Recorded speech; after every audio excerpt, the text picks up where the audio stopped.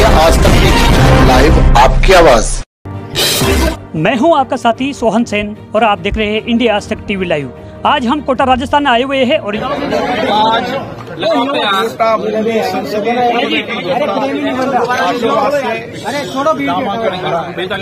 कोटा बूंदी संसदीय क्षेत्र की हमेशा मिला है। किसका ये पकड़ लो, उनका आशीर्वाद, उनका प्यार, उनका स्नेह मैंने पुनः कोटा संसदीय क्षेत्र से आशीर्वाद मांगा है। मैं कोशिश करूंगा जो विश्वास भरोसा रखा है और नरेंद्र मोदी के कार्यकाल में हम देश के अंदर प्रगति, खुशहाली, समृद्धि और हमारी शक्ति सामर्थ्य और बढ़ाकर तीसरे कार्यकाल में अभूतपूर्व निर्णयों और फैसलों से इस देश को आगे ले जाए। क्या जीत और प्रचंड होगी इस बार? सारे देश के अंदर मोदी जी के प्रति अति विश्वास है। मोदी जी का तीसरा कार्यकाल देश की जनता इंतजार कर रही है। देश की जनता चाहती है कि 10 साल तक जो उन्होंने काम किए उन कामों को आगे बढ़ाना है, निर्णय फैसलों और नीतियों आगे बढ़ाना है। तो कोटा को लेकर कुछ विशेष योजना आगामी जब आप आगे मारो निश्चित रूप से जो काम कोटा के बचे हुए हैं, क्योंकि मोदी जी ने कहा है कि जो हमने बचा है उस तीसरे कार्यकाल में हम और पूरा करेंगे और भारत एक विकसित भारत की राह की ओर बढ़े, इसलिए तीसरा कार्यकाल। कांग्रेस के लोग मैदान छोड़ के भाग रहे हैं, मैदान चुनाव नहीं लड़ना चाहते, किस तरह के हालात है ये? कांग्रेस के दल के हालात कांग्रेस से पूछो। मैं हमेशा ये कहता हूं कि सकारात्मक तरीके से चुनाव लड़ना है। मोदी जी के नीतियों, कार्यक्रम, फैसलों जो 10 साल तक उन्होंने देश के अंदर जो परिवर्तन किया और भारत ने दुनिया के अंदर आज सामर्थ्य बढ़ी है, इसीलिए दुनिया के लोकप्रिय प्रधानमंत्री हमारे नरेंद्र मोदी जी एक गर्व है। राजस्थान में 25 की 25 लोकसभा सीटें आएगी और से ज्यादा बहुमत से और ज्यादा मतों से बागी प्रत्याशियों का संदेश देना चाहेंगे। ठीक है, चाहिए पीछे तक हाथ उठने चाहिए भाइयों। बोलिए भारत माता की, भारतीय जनता पार्टी जिंदाबाद, भारतीय जनता पार्टी जिंदाबाद, माता की, भारत माता की। कर्मचारियों को जेल में कौन भेज सकता है? और मेरी बात सुनो, हमने पूरे 5 साल तक गहलोत के राज में भ्रष्टाचार की लड़ाई लड़ी, वीरांगनाओं का अपमान किया, उनकी लड़ाई लड़ी, किसानों का अपमान किया, उनकी लड़ाई लड़ी, बहन बेटियों का अपमान किया, उनकी लड़ाई लड़ी, सारे के सारे पेपर लीक उजागर किए, लेकिन पिछली निकम्मी सरकार ने एक भी अपराधी को गिरफ्तार नहीं किया। जबकि मैंने बताया था कि इसमें एमएलए शामिल हैं, मंत्री शामिल हैं, बड़े बड़े ब्यूरोक्रेट्स शामिल हैं। और मोदी जी जब विधानसभा के चुनाव में आए थे तो कहकर गए थे कि जिन जिन ने भी पेपर लीक किया है उनको पाताल से निकाल के जेल के सीटों में भेजेंगे। आपको पता है 15 थानेदार पहले जेल में भेज दिए भजनलाल जी ने और 15 थानेदार कल पकड़ लिए। देश में ऐसा उदाहरण कहीं नहीं है कि 30 थानेदारों को उठा के जेल में भेज दे। ये उदाहरण है तो केवल राजस्थान की सरकार और प्रधानमंत्री जी को गारंटी पूरा करने का राजस्थान ने काम किया है। और डबल इंजन की सरकार, हमारे बिरला जी संसद में जाएंगे, लोकसभा में जाएंगे तो हम इनके साथ ही, जो है मुख्यमंत्री हैं, प्रदेश के अध्यक्ष हैं, मैं भी एक मंत्री हूं, हम सब आपका संतरी बनकर सेवा करेंगे। डबल इंजन का सरकार का जो काम है ना, वो सपना पूरा करेंगे। में एक भाई के रूप में आशीर्वाद हमेशा दिया है, एक छोटे से कार्यकर्ता के रूप में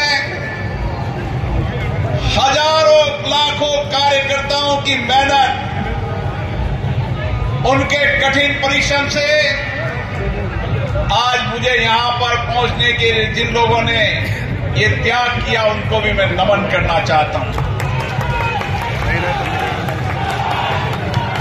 मेरे परिवारजनों, कोटा बूंदी संसदीय क्षेत्र मेरा परिवार रहा है।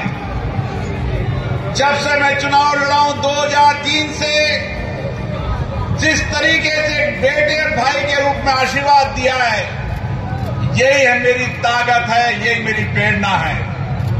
आपने मुझे 2019 में सांसद बनाकर भेजा, लोकसभा अध्यक्ष के रूप में भी मैंने कोशिश की संसदीय लोकतंत्र की मर्यादा प्रतिष्ठा को बढ़ाया जाए, दुनिया में भारत के लोकतंत्र की ताकत को और मजबूत किया जाए।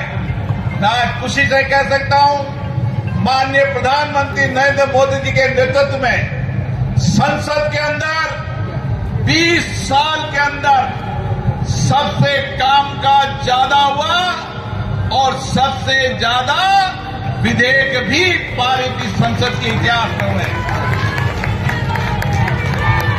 एक ऐसे विधेयक जिनको हम बरसों से इंतजार कर रहे थे। मुझे पता है कालखंड में कैसा परिवर्तन आता है। एक कालखंड हुआ था जब 16 दिसंबर को इसी संसद के अंदर पवित्र बाबरी मस्जिद के नाम से निंदा प्रस्ताव आता है। उसमें लिखता है पवित्र बाबरी मस्जिद का निंदा प्रस्ताव आता है। और एक यही सदन का कालखंड था मोदी जी के कार्यकाल में, जिसमें राम मंदिर बनने के संकल्प का प्रस्ताव आता है। यह कालखंड के अंदर परिवर्तन है, इस युग के अंदर परिवर्तन है। साथियों, मोदी जी के नेतृत्व में जिस तरीके से देश आगे बढ़ रहा है, जिस तरीके से नए नए नीतिगत फैसलों से दुनिया में भारत की ताकत और इंफ्रास्ट्रक्चर से लेकर तमाम क्षेत्रों के अंदर जो नए आयाम हो रहे हैं, ये तीसरा काल मोदी जी का अभूतपूर्व और निर्णायक काल होगा, जो देश को विकसित भारत की राह पर ले जाएगा। मुझे पता है कोटा बूंदी की जनता का प्यार श्रेय मिलता था तो मोदी जी मुझे बहुत आशीर्वाद देते थे। और आज कोटा के विकास की बात करता हूं तो चाहे हाईवे हो, रेलवे हो, रोड हो, पासपोर्ट ऑफिस हो, जो बुनियादी सवाल थे वो सारे बुनियादी सवाल इस कार्यकाल में पूरे हुए। नहरों में पानी पहुंचे, हर घर तक पहुंचे, ये भी मोदी जी के कार्यकाल का ही फैसला था। साथियों, एयरपोर्ट का सवाल हमेशा रहता है और मैं मोदी जी को धन्यवाद देता हूं। पिछली आम सभा के अंदर उन्होंने कहा था कि मुझे अध्यक्ष जी ने एयरपोर्ट की बहुत चर्चा की है। मैं माननीय मुख्यमंत्री जी को धन्यवाद देना चाहता हूं। 6 महीने तक कांग्रेस की सरकार ने एयरपोर्ट के डायवर्जन का पैसा जमा नहीं कराया, जिसके कारण से एयरपोर्ट बहुत जल्दी शुरू नहीं हो पाया। मुख्यमंत्री जी ने आते ही 20 दिन के अंदर एयरपोर्ट का डायवर्जन का पैसा जमा करा दिया। एयरपोर्ट की सारी औपचारिकताएं पूरी हो चुकी है।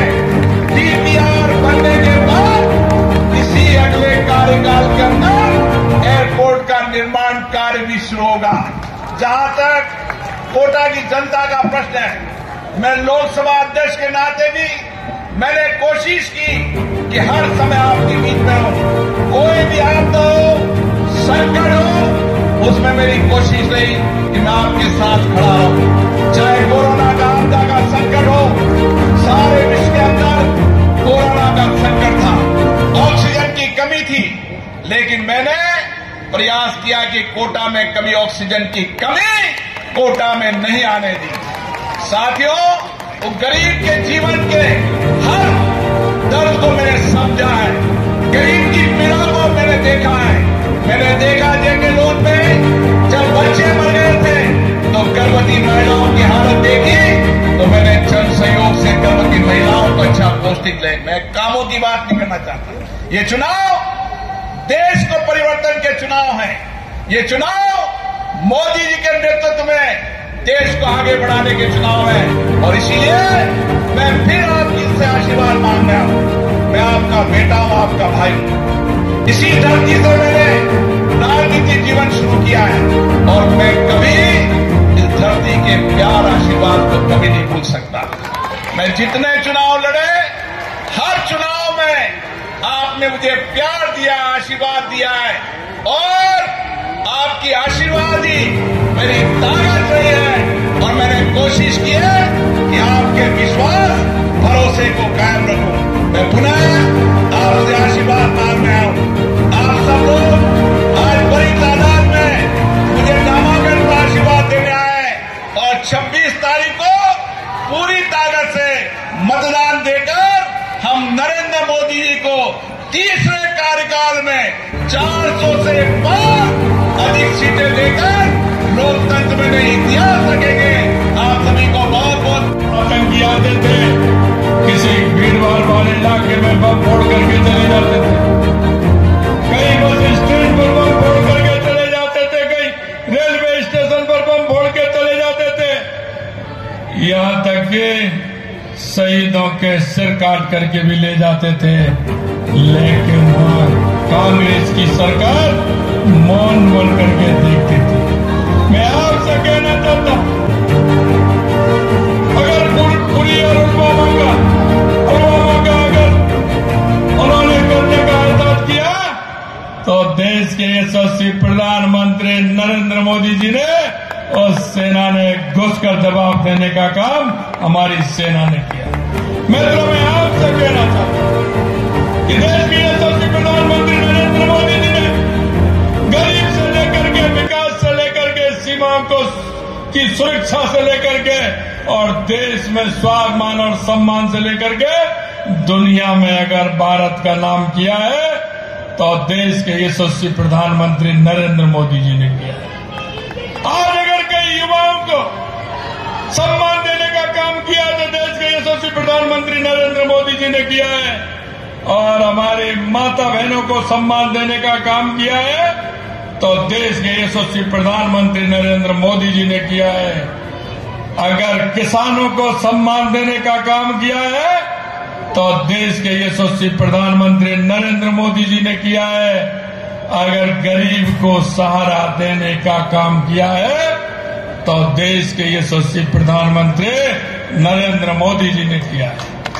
मित्रों, मैं आपसे कहना चाहता हूं, इस कांग्रेस की राजस्थान की सरकार जिस तरह से उन्होंने भ्रष्टाचार किया, जिस तरह से आए दिन युवाओं के सपनों को तोड़ने का काम किया, 19 पेपर में से 17 पेपर लीक करने का काम इस राजस्थान की सरकार ने किया।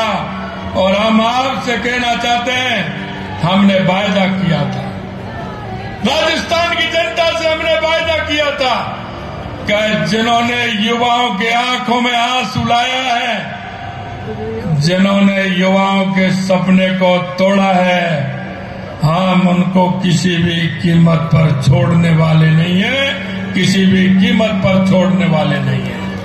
आप देख रहे हो आए दिन उनकी गिरफ्तारी हो रही है और हम आपसे कहना चाहते हैं, वो कितना भी बड़ा आदमी हो, हम किसी भी कीमत पर उसको छोड़ने वाले नहीं है, ये विश्वास हम आपको दिलाते हैं। माननीय हमारे लोकसभा अध्यक्ष ओम बिरला जी अभी कह रहे थे एयरपोर्ट का मामला, मैं आपको कहना चाहता हूं, एयरपोर्ट के पैसे भरने थे, राज्य सरकार को उसकी एनओसी देनी थी। माननीय ओम जी भाई साहब का फोन गया, क्योंकि हमें पता है कि देश के यशस्वी प्रधानमंत्री नरेंद्र मोदी जी इस कोटा की धरती से उन्होंने कहा था कि कोटा में एयरपोर्ट बनेगा। मैं आपको विश्वास दिलाता हूं, सरकार बनने के 20 दिन बाद 48 करोड़ रुपए हमने जमा कराने का काम किया और हमने सारी बाधाएं दूर करने का काम किया। क्योंकि आप जानते हो मोदी जी की गारंटी यानी पूरा होने की गारंटी, यानी पूरा होने की गारंटी। मैं आपको ये विश्वास दिलाता हूं, सारी बाधाएं दूर करके कोटा की धरती पे जो देश के यशस्वी प्रधानमंत्री नरेंद्र मोदी जी ने कहा है वो गारंटी पूरी करने की बात मैं आपसे कह रहा हूं कि पूरी होगी और कोटा की धरती पर एयरपोर्ट बन करके जल्दी हवाई यात्रा शुरू होने वाली है। ये मैं आपके बीच में कहना चाहता हूं। मैं आपके बीच में यह भी कहना चाहता हूं, कोटा का नहीं, आप बहुत ही सौभाग्यशाली व्यक्ति हो मेरे भाई और बहनों कि आपको ओम बिरला जैसा नेतृत्व करने वाला एक सांसद आपको मिला है। आप बहुत भाग्यशाली हैं। बिरला जी ने कोटा का नहीं, पूरे राजस्थान का नाम ऊंचा किया है, पूरे राजस्थान का। और मैं आपसे यही कहना चाहता हूं मित्रों, राजस्थान की सरकार है, हमने आपसे जो वायदा किया है हम एक एक वायदे को हम आपके बीच में पूरा करेंगे। मैं कहना चाहता हूं हमारी सरकार को आए 3.5 महीने के लगभग हुए हैं, लेकिन हमने 45% वायदों को पूरा किया है। 45% आपने देखा होगा जो वायदे किया, किसान सम्मान निधि हो, गेहूं पर एमएसपी बढ़ाने का काम हो, हमारे सामाजिक सुरक्षा पेंशन बढ़ाने का काम हो, हमारे जनप्रतिनिधि चाहे पंचायत के हो, नगर पालिका के हो, उनका भत्ता बढ़ाने का काम हो।